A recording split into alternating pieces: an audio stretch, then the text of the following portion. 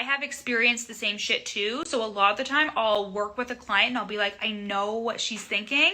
And I take that risk by assuming and saying, like, this is how you're probably feeling. And you're probably going to hit it on the head for at least some people in your audience.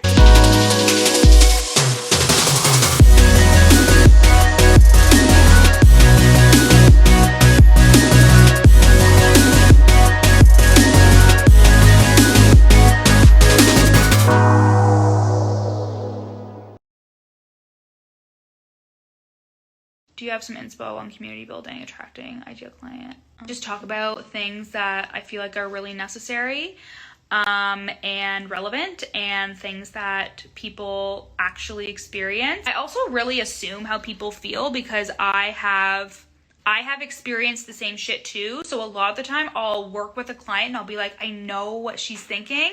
And I take that risk by assuming and saying, like, this is how you're probably feeling, and you're probably going to hit it on the head for at least some people in your audience. As humans, as the collective, we all have similar thoughts and feelings, but we don't always voice them. So it's really affirming for people to hear something that they're thinking inside their head that they're not able to verbalize, or that they don't want to verbalize themselves. That's why, like, pain points and solution points are, like, so huge when it comes to marketing.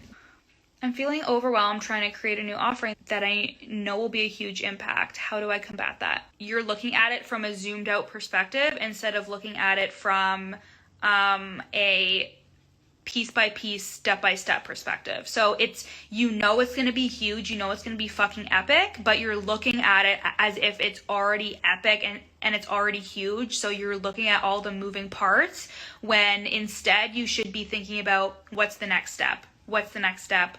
Step 1, step 2, step 3, step 4, and just get yourself to each step, and then you'll be okay.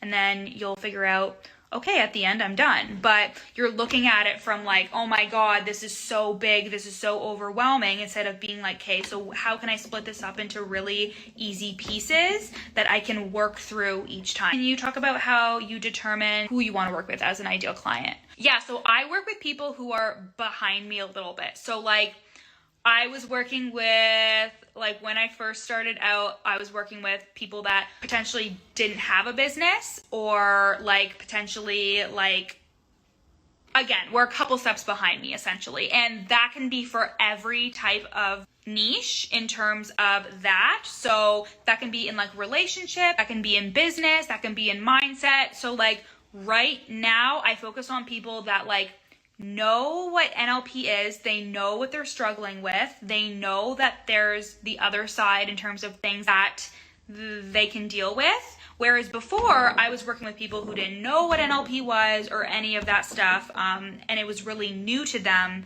And I just really think about, because you need to be relatable to a degree.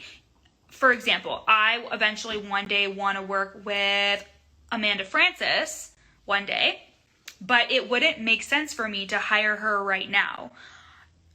First of all, I could not afford her right now. But second of all, even if I could, I wouldn't get what I need out of it, because she is at such a higher level than me at this point that it just wouldn't make sense for me to get my learnings and stuff from her. It would be cool to like be in her energy, but that's why I purchase her online courses.